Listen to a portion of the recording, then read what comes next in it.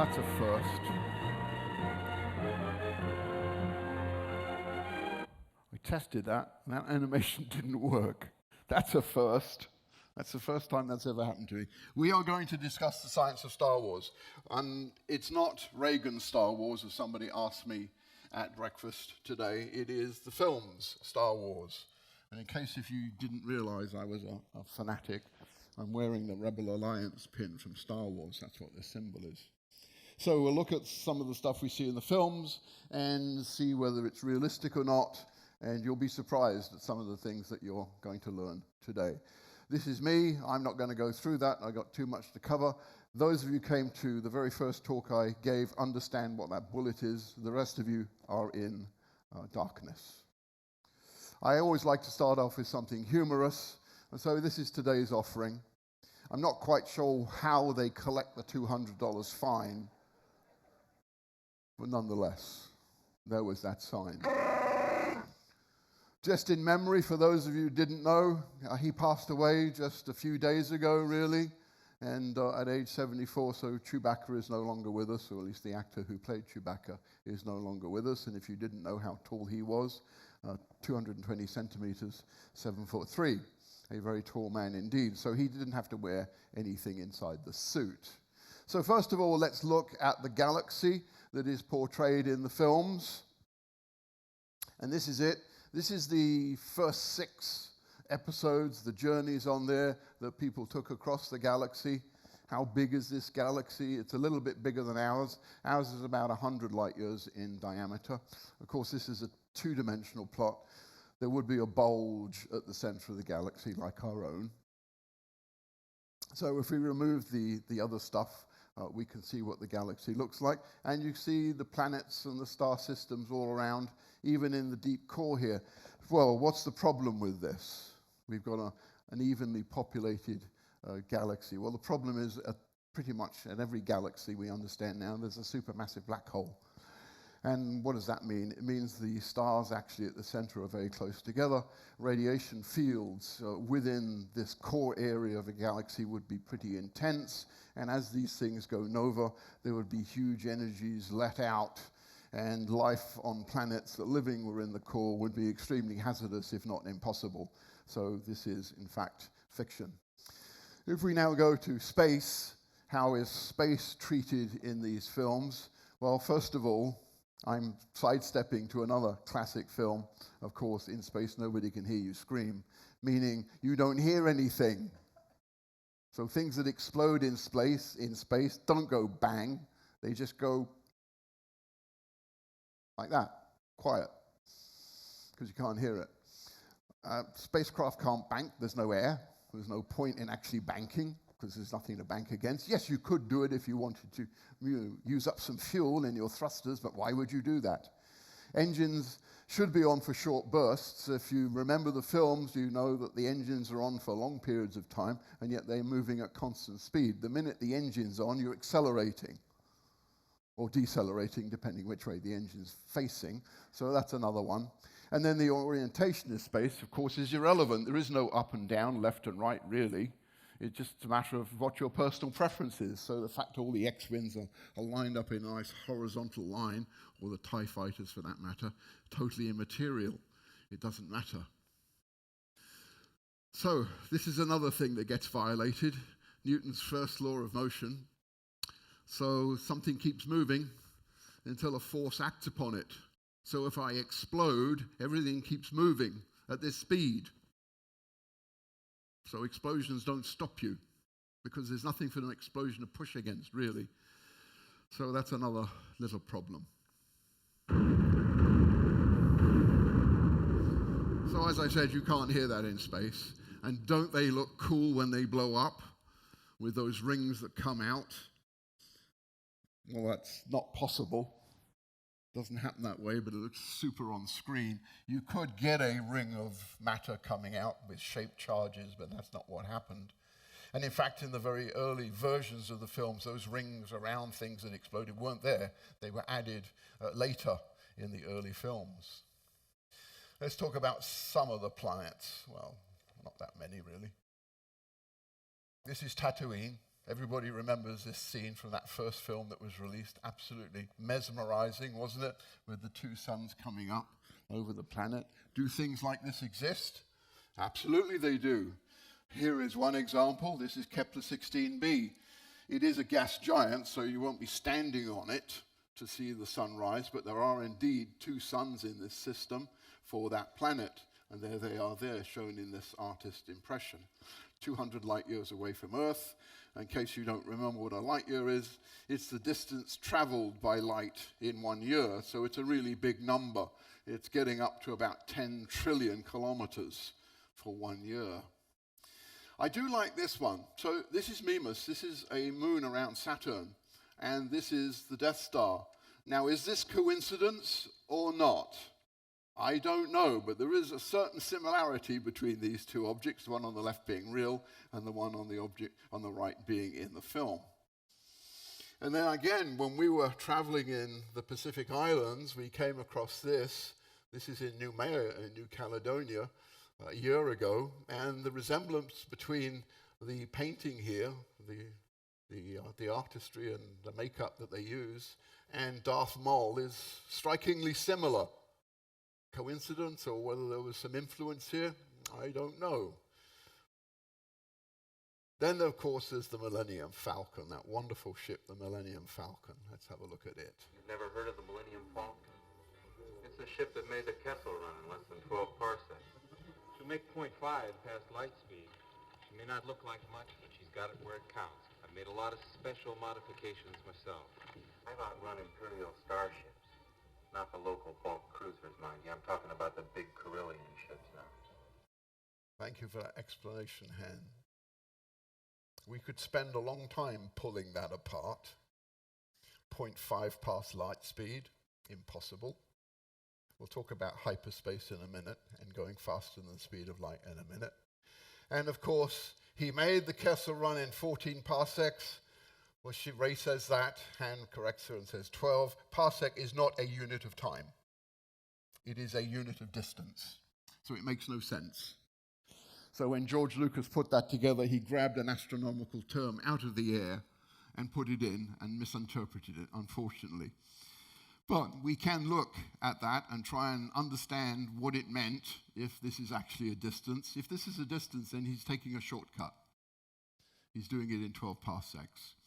So here's the Kessel Run, normal route, 59 light years, and you're avoiding some black holes in this area up there. Han's route, shorter. It's 39.1 light years because it's shorter. A light year is essentially 3.3 parsecs, so that's how I've moved now from parsecs to light years, just in case you got confused. So he's done a different route. Now, of course, this is a two-dimensional plot. It makes no sense because space is three-dimensional. There's all kinds of ways to go round things in 3 dimensions. But that's something else. Now, relativity kicks in here. If he is traveling at the speed of light, near the speed of light, because he's got engines to do it, we'll talk about hyperspace in a second, this kicks in. This is the time dilation formula for when you're traveling at very high speeds, near the speed of light. So while it might take Han a short time to get to where he wants to go traveling at the speed of light, for the rest of us on our planets, time goes by normally. So in this particular case, because it's 39 light years away, for him to get there, it's going to take him, for us, 40 years. So whoever he made the contract with better be long-lived. By the time he gets back, 80 years will have passed. They tend to forget about this when they're doing high speed in Star Wars. So in fact, you know, if he was traveling really near the speed of light, he could do it in less than a day. But the relativity still kicks in. Time still travels at the same speed where he left it, although he went faster. This is a comparison of some of the spaceships in science fiction and a real spaceship that we have sent up into space. So this is Enterprise from Star Trek, and for this example, we're going to travel to the nearest star, which is Alpha Centauri, which you can see if you're near the equator. It's in the southern hemisphere, part of Centaurus system. It's not Centaurus constellation. So at the speed of light, it takes you 4 years to get there. If you can go at the speed of light, 4.2 years to be exact. Enterprise can go there in a few days.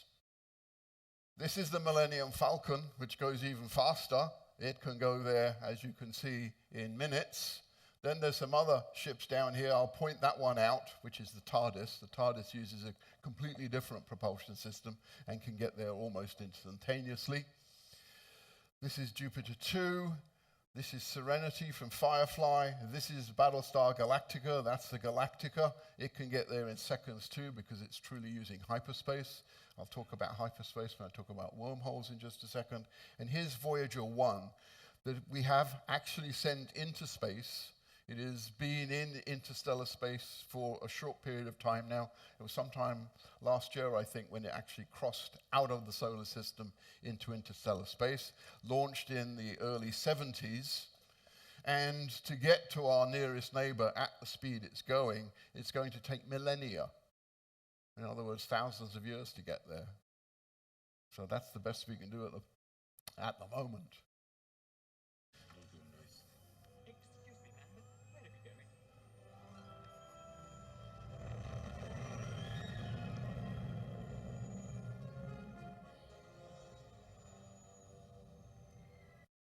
It's been calculated that that little turn, that little loop they did,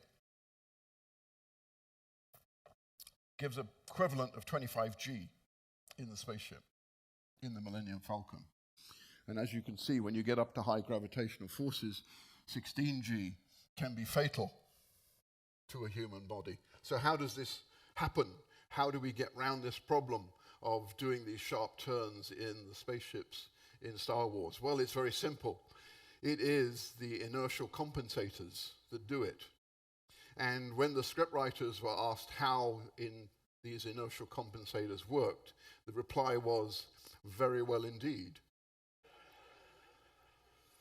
What is an inertial compensator? Your imagination is as good as mine in trying to figure that one out. We don't know how to do it. But they did. So traveling now, according to current theory, you cannot go faster than the speed of light. No object can go faster than the speed of light. So for the Millennium Falcon to go 0.5 past light speed is sheer fantasy. That's never going to happen unless we've developed something else. But what about going through something called hyperspace or a wormhole? Let's deal with the wormhole first of all. So this is space. But I've bent it over, space-time. I know space-time is three-dimensional and we're looking at this in 2 dimensions, so it's really hard to imagine. But really what is a wormhole? It is a tunnel, if you like, from one part of space to another part of space. Best way to imagine this is with a sheet of paper. I want to go from one end to the other end. Now, in the normal way, you go linearly across the face of the piece of paper, but if you're able to bend the piece of paper in half, then if you can punch a hole through, you can go from one side to the other almost instantaneously. And that's the idea behind a wormhole. Do these things exist? Well, there's theory behind them. It's thought maybe black holes create wormholes, but there's no way to find out because whatever goes into a black hole doesn't come out. And there's no way we can send anything in to find out because it wouldn't come out. There's no way we can go in and survive in a black hole either, for that matter, because we couldn't get out. Not even light can get out. That's why they're black. Then there's warp drive. Now, what's warp drive? Warp drive is something that allows you to go fast, up to and maybe including something approaching the speed of light. Now, is this fantasy? Well, you'd think so, wouldn't you? But in 1994, this gentleman here, Miguel Alcubierre, came up with the field equations for essentially what would be warp drive. The challenge is, of course, taking these equations and putting them into reality. Well, this is the idea.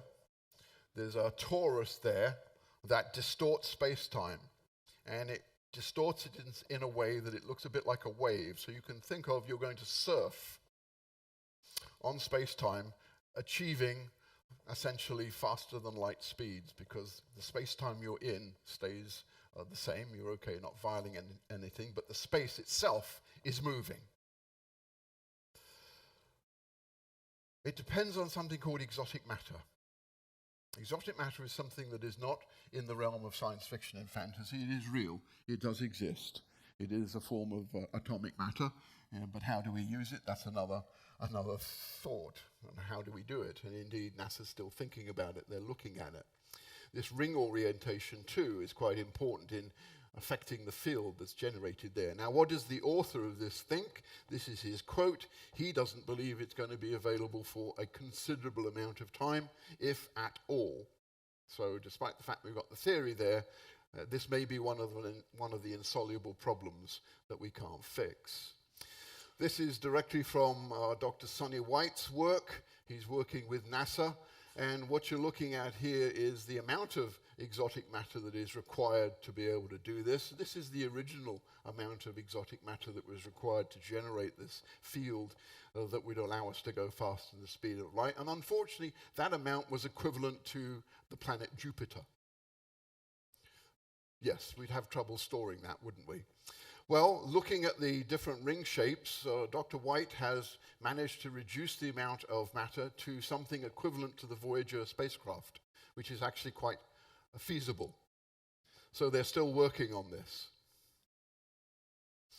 This was declassified. This is 2010. You can see that they really are thinking about it. You can read the title, looking at that, and work continues. Where it is right now, we're not entirely sure if they're working on it in secret, but as far as NASA goes, no, we're not getting much success. This is a tabletop instrument that Dr. White and his group put together to try and measure any distortions in space-time locally, in other words, on the tabletop. And at first it was inconclusive, sort of in this area they were trying to do it. But unfortunately, a couple of years later, this publication came out that basically says, no, it's not going to work. So that line of experimentation failed. Maybe there's another line that they can go because they're still thinking about it. And this is someone else, Sean Carroll, also about the same time looking at it. That's thinking whether there's any possibility that we could achieve this. And again, it's kind of gloomy. It's a low probability that we're going to be able to exceed going down this road. But let's not lose hope, right? This is the planned spaceship, if we can ever achieve it. These toroidal rings are what's going to hold the material that makes the fields. And of course, they named it after a well-known spaceship. It is known as the Enterprise. So yes, already designed in principle. Thinking more about quantum thrusters, they've come up with all of these particular applications for quantum thrusters, which is all coming out of this research. So who knows where it's going to go? This research is still active. What about the weapons in Star Wars? Of course, we have to look at the weapons. So this is the Death Star. This is it being tested in Rogue One, blowing up a little piece of the planet.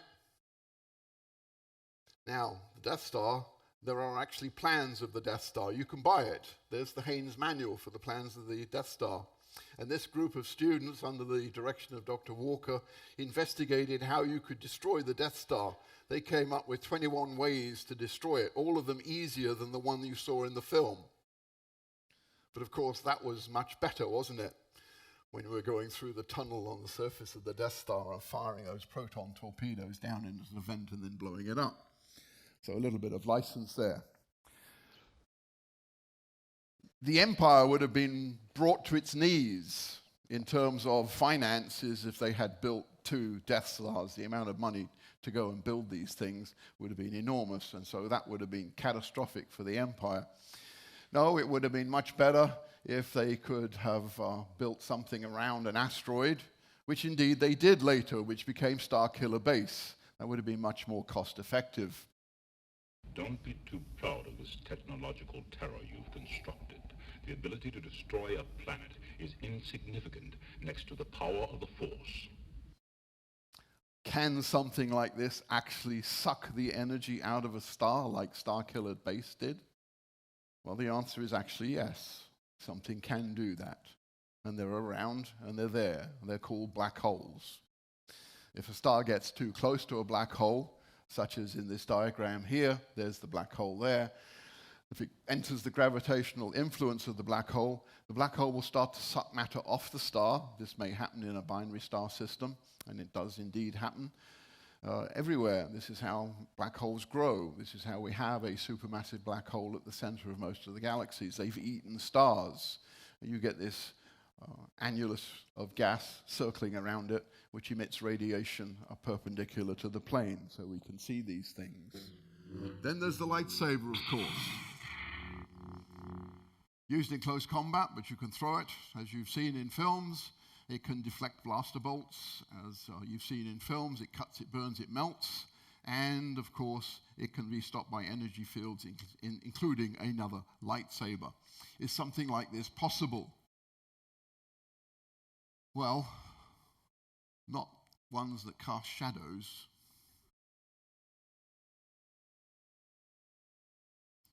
It's not a laser. Lasers don't stop at a certain point. Lasers keep going, so it's not a laser. It could be plasma. Obviously, though, you would need special containment for plasma. Plasma is very hot. It's the fourth state of matter, which is the most common state of matter in our universe, actually. You'd have to have a solid core in there because they don't cross each other. Plasma is like a gas, so you need that. And whatever the field of containment is, has to be able to let light out, because you can see it, but keep the infrared in, because plasmas are very, very hot indeed, which is how Qui-Gon Jinn manages to burn through a blast door a little bit later. This is an animation of him doing it. Now, what are the power requirements to do this? This has actually been estimated. So, first of all, he has to burn through the door. Then the blast door closes, which is even thicker. So he's got two doors to cut through. So, depending on the thickness of the metal, we're using anywhere from 28 kilowatts to 20 megawatts. If you look at the average consumption of an American home, it's about 1.4 kilowatts per hour. So the amount of energy that is expended is equivalent to anywhere from 20 hours of living in your home using the electricity up to 1.6 years of electricity. All in that little handle. They've got some pretty good batteries, don't they, to supply that amount of power to the lightsaber. We don't have that technology yet. Then there's the proton torpedoes. So this is the scene that I was referring to when we destroyed the Death Star. The proton torpedoes are going into the vent and blowing up the center, and boom, off goes the Death Star. Well, unfortunately, protons repel each other. So keeping protons together is a challenge. They're positively charged. They're also very stable, which is good news for us because we're made of protons. We don't want them to be explosive, do we? Maybe we could use a hydrogen plasma in there, and then to actually explode it, we use something known as a baradium main charge. Baradium is an element in the Star Wars universe that has no comparison to reality whatsoever. We don't know what baradium is. In fact, depending which source you look at, baradium is either an element or it's a compound. Then there's the blasters, and they're made out of a certain type of gas that's found on Bespin and other gas giants, and that gas is compacted and then fired off as a bolt. So this is a normal blaster being deflected there by the lightsaber, and that's the one from the Death Star. They actually travel at different speeds depending on what weapon they're being emitted from. I've listed the speeds up there. I don't have to go through that. Obviously, this is the biggest one, and as you can see, it travels very fast indeed. Very powerful. So it's not a laser, it's a bolt of plasma. It has mass. And as you can see, the stormtrooper there, when hit by the bolt from Han's weapon, is flying up into the air and over. And using some motion tracking software, we can make an estimate of how much gas he got hit by in the bolt. And this is the profile, this is the vertical distance profile of the stormtrooper going in meters up and over, and this is time. And making some assumptions about how much he weighed, you can make an estimate of how big that bolt was in terms of weight. And as you can see, it's somewhere in this region, anywhere from 4.5 to 6.5 kilos in the bolt of gas. Now, if we were wrong with the speed by a factor of 2, then we would actually reduce the weight in the bolt. So if we doubled the speed of the bolt, we would reduce the weight of the bolt from that down to about 2 kilos, or around about 5 pounds. So we're carrying this weapon around with I don't know how much gas in, and each one of these bolts weighs that. You got the picture, right? How do you lift the weapon up even? How come Han never had any recoil? So where do we store it? Well, this is obviously just a fantasy, unfortunately. We'd be better off with laser weapons. So let's move to laser weapons. Can we have laser weapons? Are there laser weapons? Yes, indeed, there are laser weapons. This is an example. This was tested in the 1980s. This is airborne. That's the laser weapon at the front. And we can mount these on ships as well. This is the LAWS system. And this is what it can do. You can disable small planes and get rid of them. So that's the laser weapon there, mounted on a US warship. So research has been active in the past for weaponized lasers, and it will continue too. This is the Apache helicopter. Laser system being successfully tested on that. This is a ground-based laser, 100 kilowatt ground-based laser. So as you can see, fairly recently, these things have been tested. Anybody flown an Apache helicopter? Anybody flown an Apache helicopter in a simulator? I'm the only one. Awesome machines. 200-watt laser built by a hobbyist.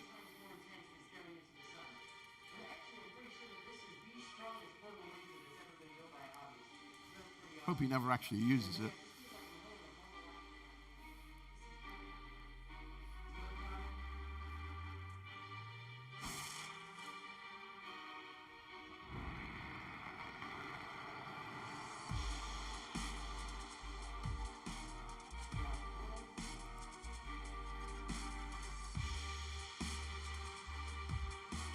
As you can see, the laser beams are focused into a single point, which is why he's able to ignite things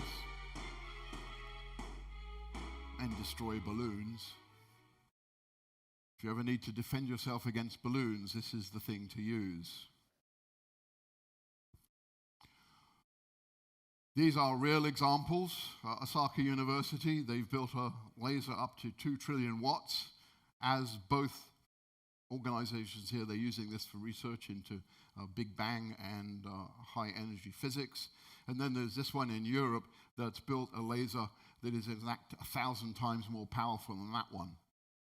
So these things exist. Plasma. We can create plasma, and we can actually get plasma to go down a laser beam. So this is work that's in progress. So here's an example of a plasma that's going down a laser beam, and then it's grounding to the car there, and you can see a plasma beam here on the Van de Graaff generator. So this too is potentially weaponizable.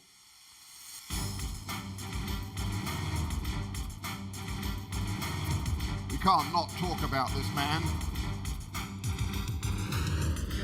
As you know, he suffered terrible injuries in one of the films, losing limbs, getting a large part of his body burned.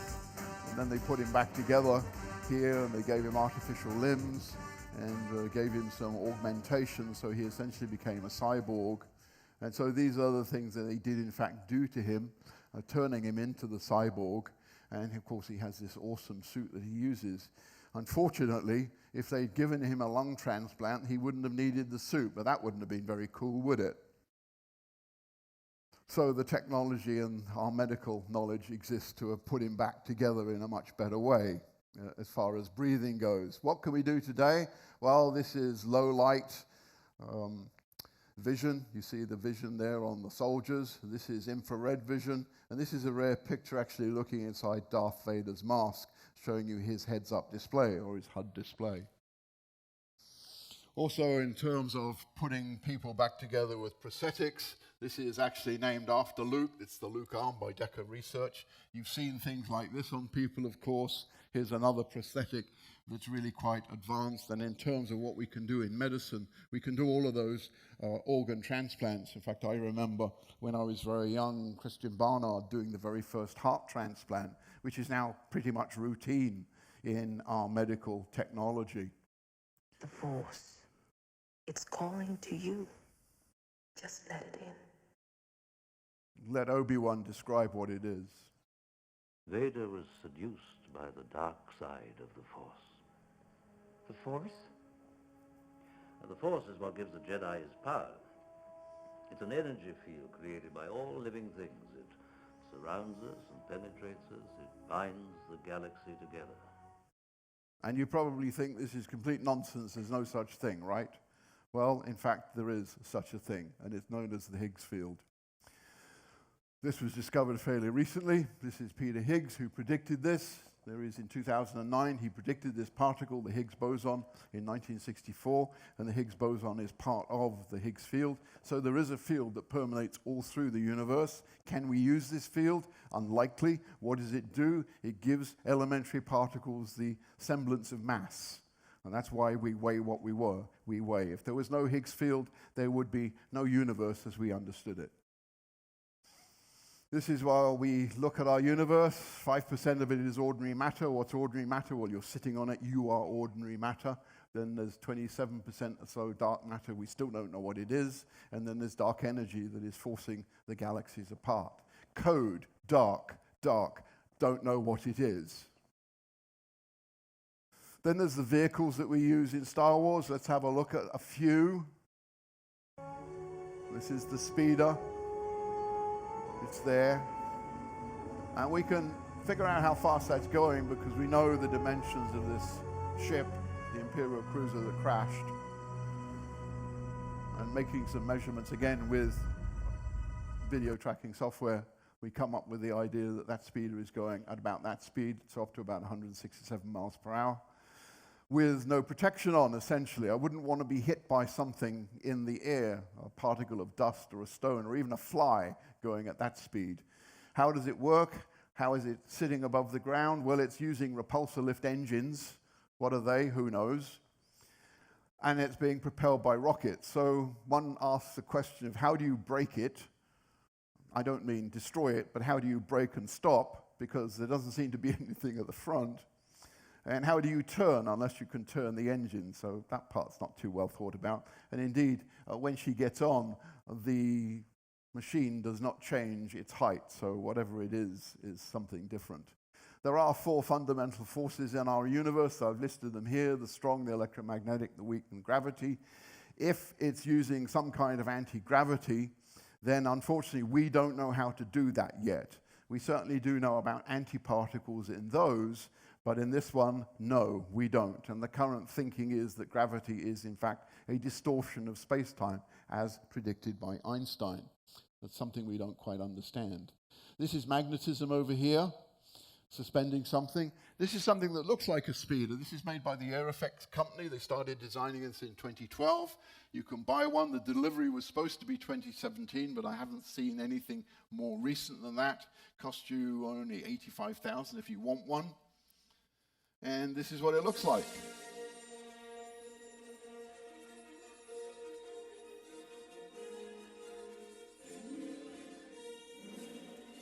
So you're all going to rush out and get one now, right? Looks pretty cool. So how does it work? It's fans. Fans are in it, so it's like a little hovercraft. But it acts very much like something you might see in Star Wars. And it was indeed, Star Wars was the inspiration for building this device.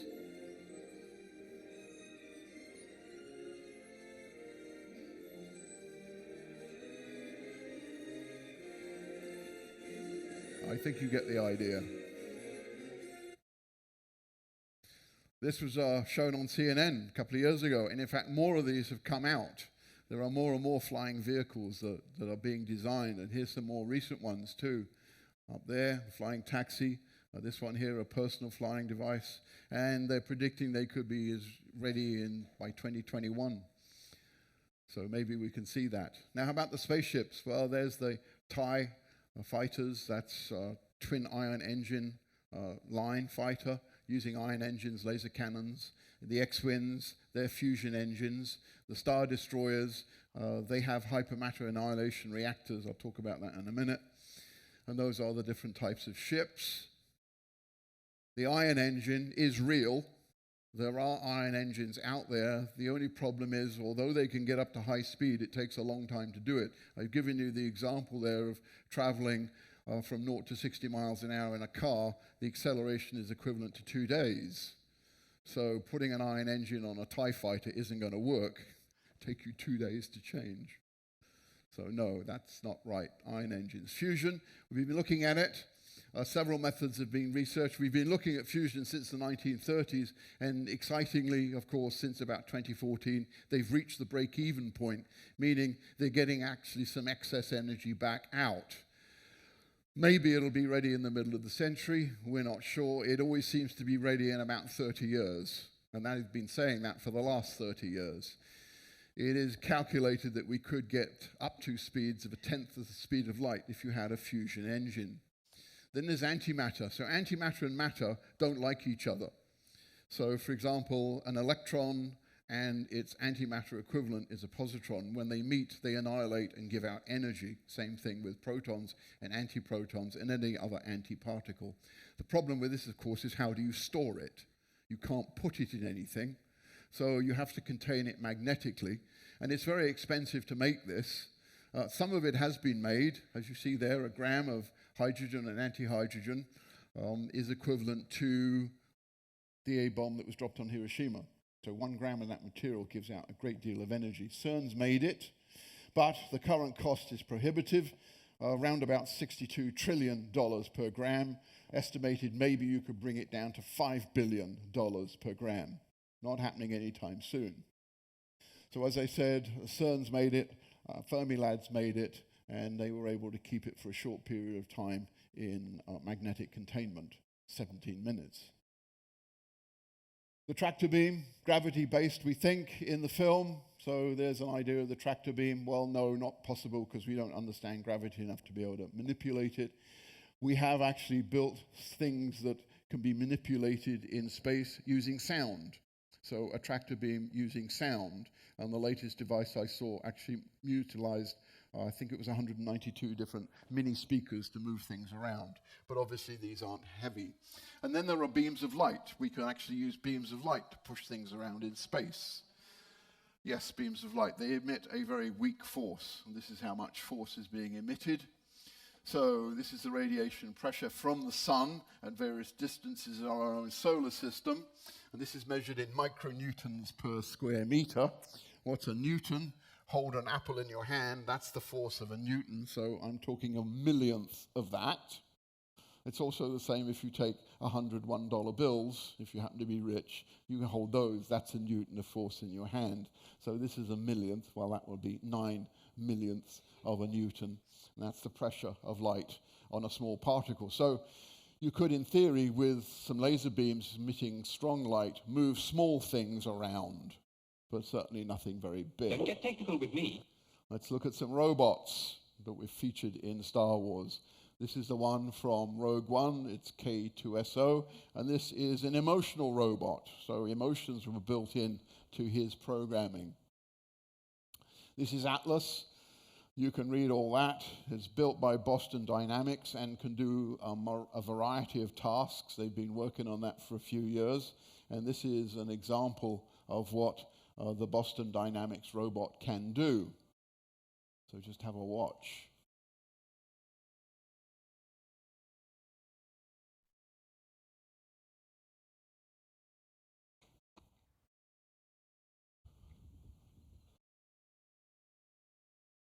So I imagine the ground is fairly slippery here, yet this machine is able to keep its balance. And we tend to build robots, at least for this kind of work, in the same form as our own. You can see him moving things here. fairly rudimentary hands, but nonetheless able to pick things up and move them.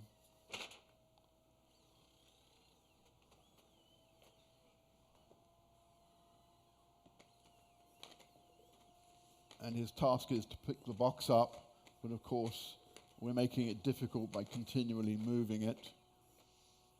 So he followed it and picked it up, and then he'll put it away.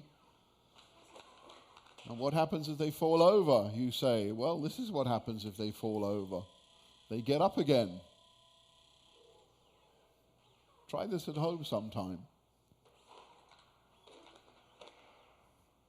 I'm not sure I could do that. Not now, not with my knees. And it can get out as well. So that's the Atlas. This is the Valkyrie. The Valkyrie is being worked on with a couple of universities and NASA. This is destined to go to Mars when NASA does a Mars mission. It's similar in function to what you just saw with Atlas, but it's supposed to be autonomous. Anybody been to Seoul Airport? You may have seen these at Seoul Airport. They help passengers get around the airport. This is Pepper. Pepper originated in Japan and is an emotional robot. You can talk to it and have conversations with it. It's now available in 15 different languages, and that's the current price. I just looked it up. You have to take it out on contract. You buy it, and then you buy support for 3 years, so it's going to run you about $10,500 for a 3-year period for its support. Then there's this amazing little robot here that's designed in Germany. And the idea of this is, once you can program this, you're going to put it inside the human body to do different functions, whether it's going to take a drug to a certain place, or whether it's going to clean out your arteries, or whatever they want it to. But it's quite versatile. That was last year. This was developed, so obviously work in progress.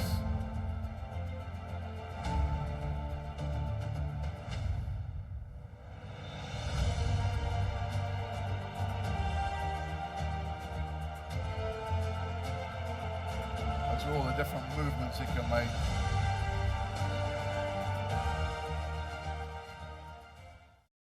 And crawling up a hill. I just put this slide up because these are all the different companies that are working on various aspects of artificial intelligence. I highlighted 2 here. In that red circle is Cortana for the Windows people and Siri for the Apple people. So we talk to those all the time. Maybe we talk to them all the time. How about this one? Cloning, is this possible? Yes, it is possible. We do have the technology. Could we do it on humans? Yes, we could. What stops us? Policies and problems of our own making. This is what's been done so far. All of these animals have been successfully cloned. So we have the technology to do it. Then, getting towards the end, who's seen this film, Rogue One? You may remember that Galen calls his daughter Jyn by a pet name, My Stardust. And why does he call her My Stardust? It is because, of course, we are all made of stardust. This is the periodic table of the elements showing you where they come from. Let me go through it very, very quickly. Hydrogen, helium, created in the Big Bang. Lithium, beryllium, and boron are created through cosmic ray interactions with heavier elements, causing them to split, giving us those ones. And then everything else, up to plutonium, is created in stars at some point during the life-death cycle of stars. So up to about here, they're created as stars go through their burning process, and then in their death process, they create heavier elements, and depending on the size of the star, depends on what kind of elements are created. So none of what is here would be here unless we had been through a multiple of life-death cycles of stars in our galaxy, indeed in the universe. So we are all made of stardust.